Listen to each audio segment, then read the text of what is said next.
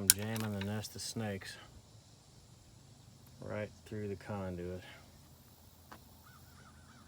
with the help of a little mason's line tied to my truck. And don't worry, I'm not going to drive away with it. It's just using it as a stationary anchor point. As you can see, I've got enough of it through there that I can just yank it and grab it on through. And we should have that conduit at least in place. And then I have to rewire that nest of snakes.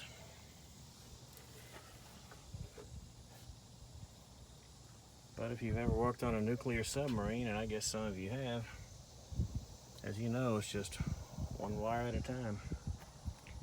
Don't forget to like and subscribe if you like this kind of content. Thanks.